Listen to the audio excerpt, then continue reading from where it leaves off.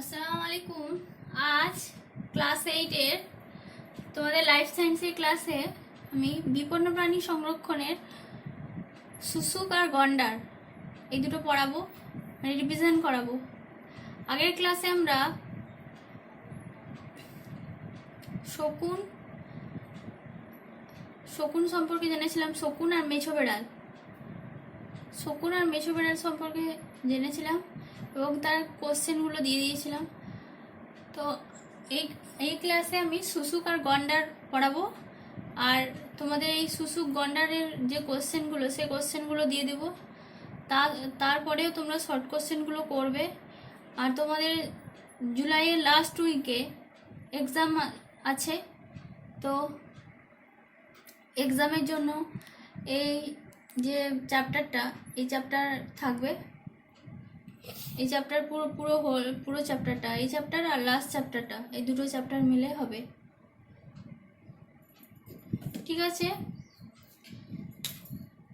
প্রথমে আমরা জানবো শুশুক। শুশুক বাংলায় ওকে শুশুক বলে, ইংরেজিতে বলে ডলফিন। ডলফিন হচ্ছে স্তন্যপায়ী প্রাণী, কিন্তু এরা জলজ স্তন্যপায়ী। তো স্তন্যপায়ী প্রাণীর যে বৈশিষ্ট্যগুলো সেগুলো ওর মধ্যে বিদ্যমান, কিন্তু জলজ থাকার কারণে ওই জন্য তার গায়ে লোম থাকে না, গায়ে কি থাকে, পুরো চর্বির আস্তরণ থাকে। শুশুক দেখতে কেমন হয়? শুশুক দেখতে লম্বাটে মাকু আকৃতির হয়, মানে জলে যারা বসবাস করে তাদের দেহটা মাকু আকৃতির হওয়ার ফলে কি হয় না, তাদের সাঁতার কাটতে সুবিধা হয়, সাঁতার কাটতে বা জলে থাকতে সুবিধা হয়। যেমন মাছ মাকু আকৃতির, দেখতে ধূসর রঙের হয়, লম্বা, গায়ে পুরো চর্বির আস্তরণ থাকে, আর নাকটা সূচালো হয় এবং নাকে ছিদ্র থাকে, ডরসাল বার্সা বলা হয় ওকে। নাকে ছিদ্র থাকে, ওকে ডরসাল বার্সা বলা হয়। এই ছিদ্রের মধ্যে ছিদ্রতে একটা ঢাকনা থাকে, সে কি এই ছিদ্রের ঢাকনা লেগে শুশুক ইচ্ছে মতো খুলতে এবং বন্ধ করতে পারে, প্রয়োজনে খুলতেও পারে আর বন্ধ করতে পারে। আর যে লম্বা নাকের মধ্যে থাকে রস্ট্রাম, সেই রস্ট্রাম লম্বা নাক থাকে। আর কি না, ওদের দু চোয়ালে মানে একই সমান সারিবদ্ধভাবে দাঁত থাকে, প্রায় 27 থেকে 32টা দাঁত থাকে। শুশুক অন্ধ, মানে ব্লাইন্ড হয়, দেখতে পায় না, কিন্তু ওদের ঘ্রাণ শক্তি প্রবল। এমনি যারা ব্লাইন্ড হয়, যারা দেখতে পায় না, কিন্তু তাদের ঘ্রাণ শক্তি প্রবল থাকে। তো শুশুকের ঘ্রাণ শক্তি প্রবল। শুশুক তাহলে অন্ধ, কিন্তু সে কি করে শিকার ধরে না, শুশুক এক ধরনের শব্দ, যারা ব্লাইন্ড, মানে যেসব অ্যানিম্যালরা ব্লাইন্ড, তারা এক ধরনের শব্দ নির্গত করে। যেমন বাদুড় যখন যায়, আমরা বাদুড়ের আওয়াজ শুনতে পাই, চি চি করে আওয়াজ করে। রাতে আমরা বাদুড়ের আওয়াজ শুনতে পাই। তো চি চি যে আওয়াজ করে, সেটা হচ্ছে এক ধরনের সাউন্ড, যেটাকে আলট্রাসনিক সাউন্ড বা সুপারসনিক সাউন্ড বলা হয়। সে সাউন্ডের মাধ্যমে কি করে না, সামনে যদি কোনো বাধা থাকে, সে বাধাটাকে সে বুঝতে পারে, এবং যদি বাধা থাকে তাহলে সে বাধা এড়িয়ে আলাদা জায়গায় যায়, যাতে তার মানে অসুবিধে না হয়, চলার পথে অসুবিধা না হয়। আবার মানে ওই সাউন্ডের মাধ্যমে সে শিকারকে চিনতে পারে, এবং তার যে শত্রু তাকেও সে বুঝতে পারে এবং নিজে আত্মরক্ষাও করতে পারে। তারপরে এই যে শুশুক অন্ধ, কিন্তু এই সাউন্ডের মাধ্যমে কি করে, সে শিকার ধরে।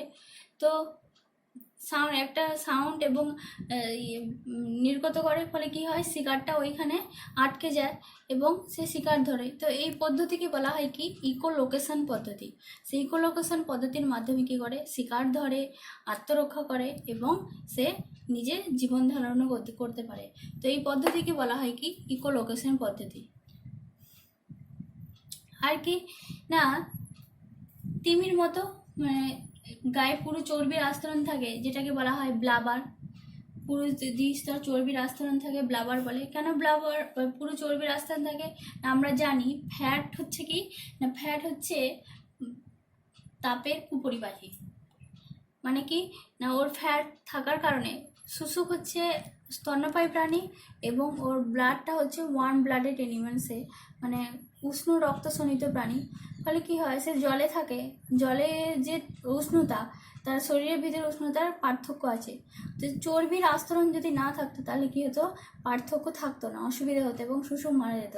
চর্বির আস্তরণ থাকার কারণে কি হচ্ছে, ভিতরের যে তাপমাত্রা সেটা বাইরে যেতে পারে না এবং বাইরের তাপমাত্রা তার শরীরের ভিতরে যেতে পারে না।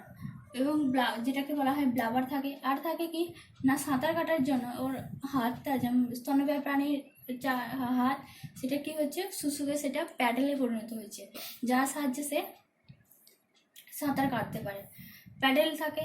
তারপরে কি না, শুশুক সরাসরি বাতাস থেকে অক্সিজেন নেয়, শুশুক সরাসরি বাতাস থেকে অক্সিজেন নেয়। সে তখন কি করে না, যখন শ্বাস নেওয়া এবং শ্বাস ছাড়া হয় তখন সে জলের উপরে উঠে আসে এবং ডরসাল বার্সাটা খুলে আর বাতাস শ্বাস ছাড়ে এবং আর কি বাতাস থেকে সরাসরি অক্সিজেন নেয় এবং নিচে আবার চলে যায়। তাহলে আমরা এই যে নাকের ঢাকনাটা সে ইচ্ছে মতো খোলে আর বন্ধ করে নিঃশ্বাস নেওয়ার জন্য। একই জিনিস আমরা উটের মধ্যে দেখতে পেয়েছিলাম। উটের যখন মানে উটে কি হয়, উটের নাকের ছিদ্রগুলো কেমন ছিল না, বড় বড় ছিল এবং ঢাকনাযুক্ত ছিল। যখন বালির ঝড় হয় সে তখন কি করে, ঢাকনাটাকে ঢাকিয়ে নেয় এবং যখন নিঃশ্বাস ছাড়া দরকার হয় বা কিছু দরকার হয় তখন সে ঢাকনাটাকে খুলে। ঠিক একইভাবে শুশুকেরও দেখা যায়। আর কি, শুশুক খুব শান্ত স্বভাবের প্রাণী এবং এরা মাংসাশী হয়। যদি কাদার ভিতরে যদি কোনো শিকার লুকিয়ে থাকে সেটাকেও সে শিকার করতে পারে এই ইকোলোকেশনের মাধ্যমে। এরপর তার সংকটের কারণ, বর্তমানে শুশুক সংকট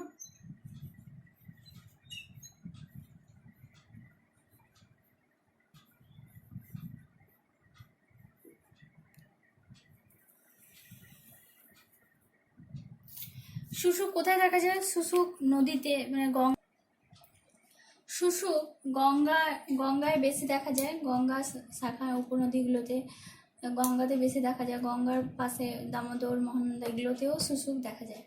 তো গঙ্গায় বেশি দেখা যায়। কিন্তু বর্তমানে শুশুকের সংকটের কারণগুলো কী কী, মানে শুশুকের জীবনের সংকটের কারণ, অর্থাৎ শুশুকের সংখ্যা আস্তে আস্তে হ্রাস পেয়ে যাচ্ছে।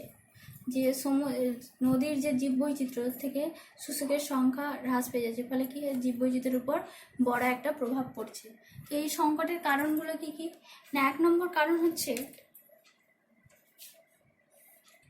যে শুশুক মানে গোষ্ঠীবদ্ধ হয়ে ঘুরে বেড়ায়, ছোট ছোট গোষ্ঠীতে ঘুরে বেড়ায়। কিন্তু নদীর নদীতে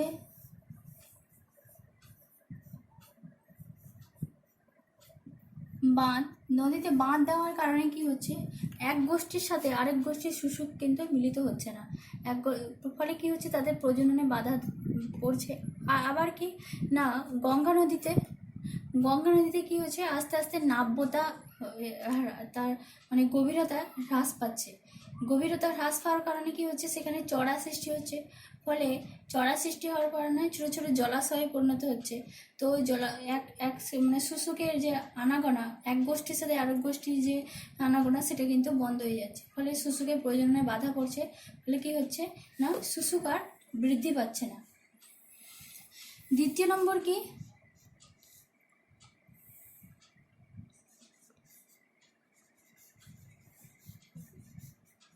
জল দূষণ।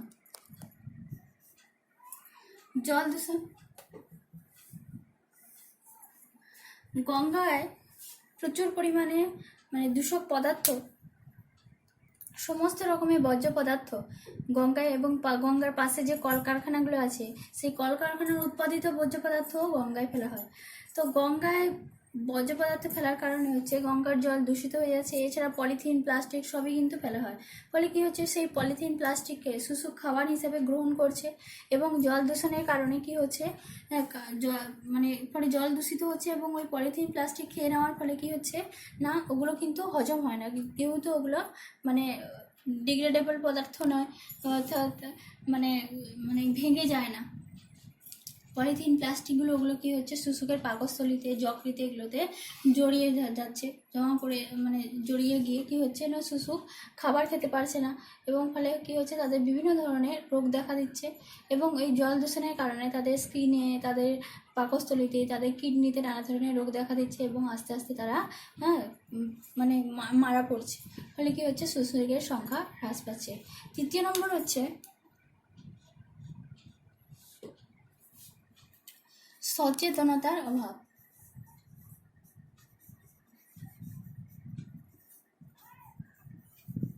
সচেতনতার অভাব কি না, গঙ্গা নদীতে যে জেলেগুলো মাছ ধরে তারা কিন্তু অত শিক্ষিত নয়, অশিক্ষিত। ফলে কি হচ্ছে যখন তারা মাছ ধরে অনেক সময় জালে তাদের মাছ ধরা বা মাছ ধরার যন্ত্রপাতি ওই নদীতে রেখে দিয়ে আসে, ফলে কি হয় না অনেক সময় শুশুক চলে আসে, ফলে শুশুককে খাওয়া হয় না, এবং তার যে মাছ ধরার যে যন্ত্রপাতি অনেক সময় শুশুক ওখানে আটকে পড়ে বা তার শরীরে গাঁথা হয়ে যায়, গেঁথে যায়, ফলে শুশুক মারা যায়। এবং ওই জালে যে ধরা পড়লো সেটা কী হয় শুশুককে মেরে দেওয়া হয় এবং ফেলে দেওয়া হয়। কিন্তু যদি মানে ফলে কী হচ্ছে আস্তে আস্তে শুশুকের সংখ্যা হ্রাস পাচ্ছে। আর কি না জলবায়ুর পরিবর্তনের কারণ।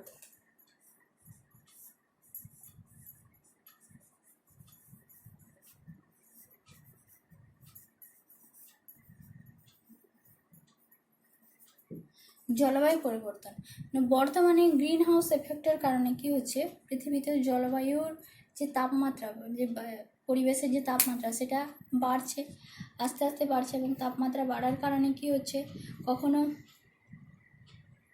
খুব খরা, কখনো বন্যা, মানে বৃষ্টিপাতের যে তারতম্যটা সেটা নষ্ট হয়ে যাচ্ছে, কখনো বৃষ্টি হচ্ছে না, নদীর জল শুকিয়ে যাচ্ছে। এবং কি হচ্ছে জলবায়ু তাপমাত্রা বাড়ছে, ফলে এই জলবায়ুতে শুশুক কিন্তু মানিয়ে নিতে পারছে না, ফলে আস্তে আস্তে তারা বিলীন হয়ে যাচ্ছে। এভাবে তাদের সংখ্যা হ্রাস পাচ্ছে। এরপর আমরা জানবো কি করে সংরক্ষণের উপায়গুলো, সেগুলো সম্পর্কে জানবো। এরপর আমরা জানবো কীভাবে শুশুককে সংরক্ষণ করা হয়।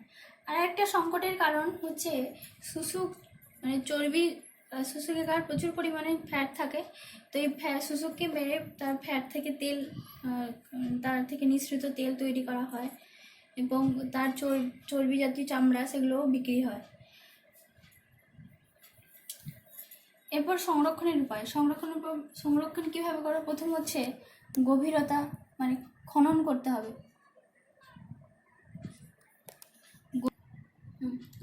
সংরক্ষণের উপায় কীভাবে সংরক্ষণ করবে বা ওই শুশুকের সংখ্যা কীভাবে বৃদ্ধি করবে, এবং শুশুক যাতে শুশুকে যাতে মারা না যায় সেদিকে কীভাবে আমরা ব্যবস্থা নেব। প্রথমে হচ্ছে নদীর গভীরতা বৃদ্ধি। যে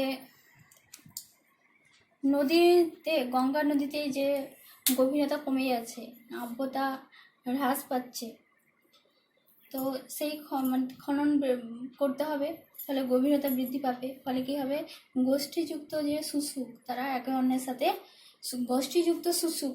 অন্যের সাথে মিলিত হতে পারবে, ফলে তাদের প্রজননে সুবিধা হবে। তাদের প্রজননের সুবিধা করা, তার প্রজননের ফলে কী হবে শুশুক আরও বৃদ্ধি পাবে। এটা 1 নম্বর কারণ। দ্বিতীয় নম্বর হচ্ছে সচেতনতা। সচেতনতা কি?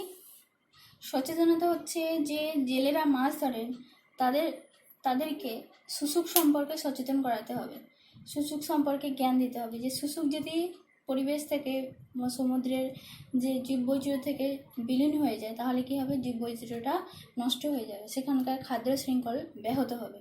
তাহলে কী হবে না তাদের মধ্যে সচেতনতা গড়ে তুলতে হবে যাতে তারা শুশুককে মেরে না ফেলে, বা কখনো যদি যে জালে যদি পড়ে যায় তাহলে তাই খুলে আবার নদীতে দিয়ে দেওয়া। তারপরে কি না দূষণ প্রতিরোধ কী করে না গঙ্গা নদীতে প্রচুর পরিমাণে দূষক পদার্থ ফেলা হয়, এবং পাশাপাশি যে কলকারখানা উৎপাদিত বর্জ্য পদার্থ সেগুলো ফেলা হয়, সরাসরি ফেলা হয়।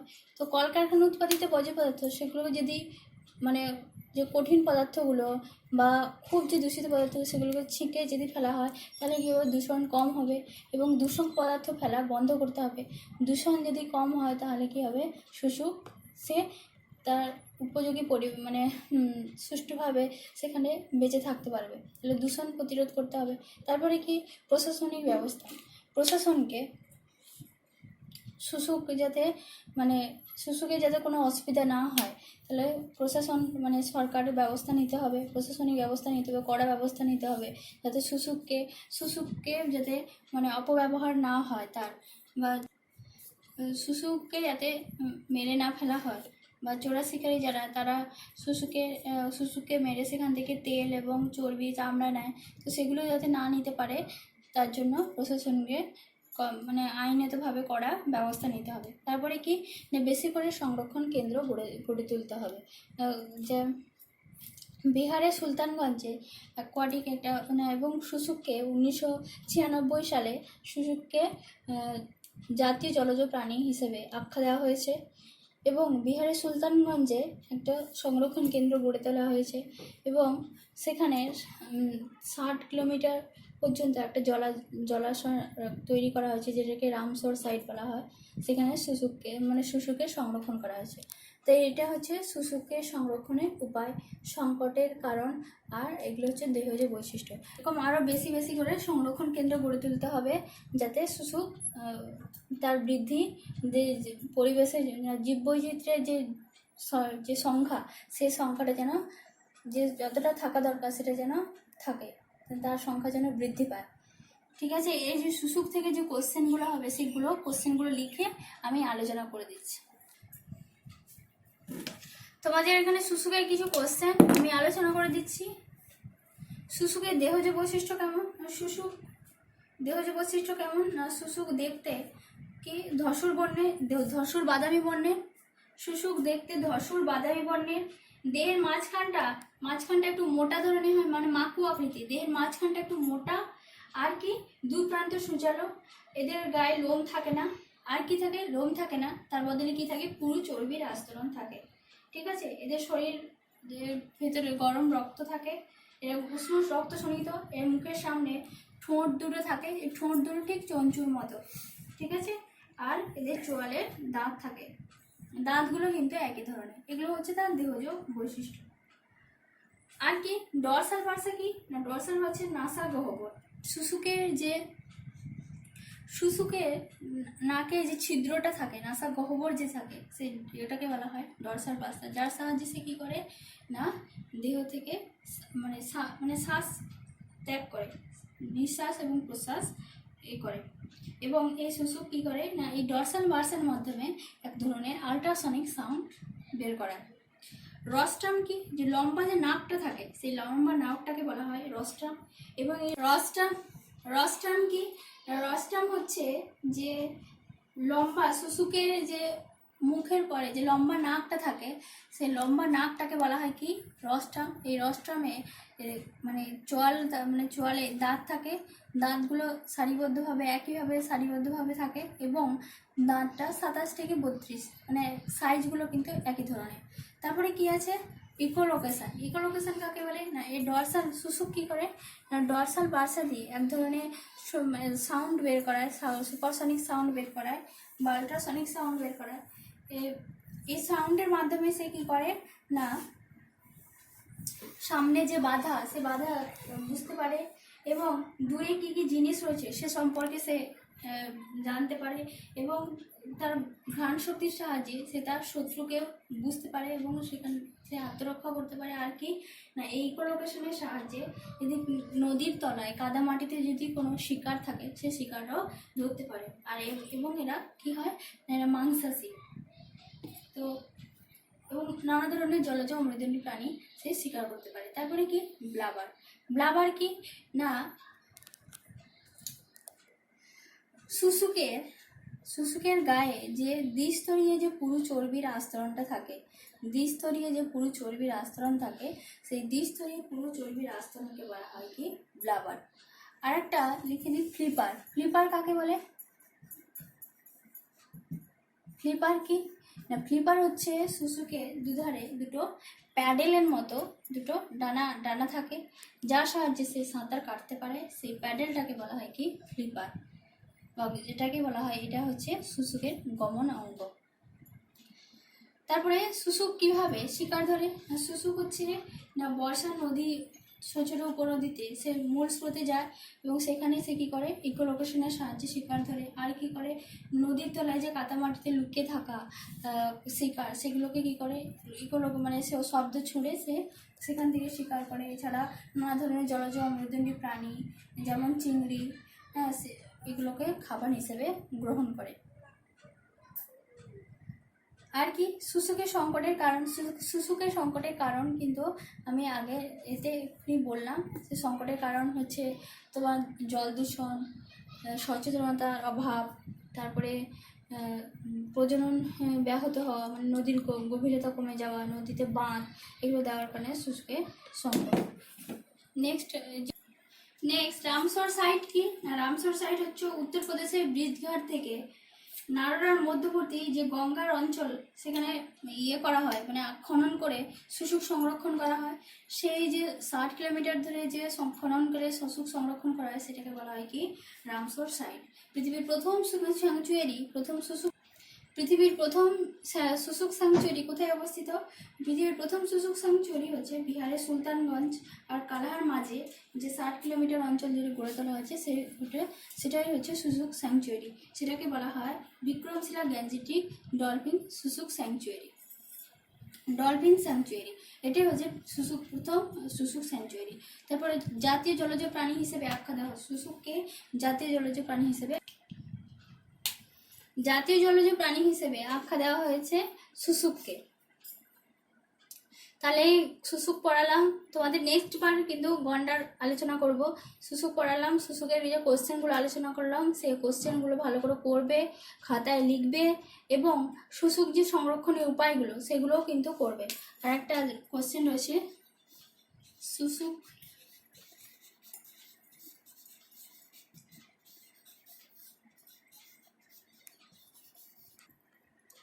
নেক্সট লাস্ট কোশ্চেন হচ্ছে শুশুকের সংরক্ষণের উপায়গুলি। শুশুক কিভাবে সংরক্ষণ করবে, শুশুককে সংকট থেকে কীভাবে বাঁচানোর উপায়গুলো, সেগুলো আমি আলোচনা করেছি। এগুলো হচ্ছে বড় কোশ্চেন, এগুলো লিখবে তোমরা, পয়েন্টগুলো দিয়েছি। ভিডিওটা ভালো করে দেখবে, এই কোশ্চেনগুলো ভালো করে করবে। তোমাদের লাস্ট উইকে পরীক্ষা, এই চ্যাপ্টার আর আগের শেষ চ্যাপ্টারটা, এই দুটো চ্যাপ্টার থেকে কোশ্চেন হবে। তো সিলেবাসটা আমি বলে দেবো। আর কারো যদি অসুবিধা হয় অবশ্যই আমাকে বলবে, আমি তার সমাধান করার চেষ্টা করব। ঠিক আছে, নেক্সট ক্লাসে গন্ডার পড়াবো।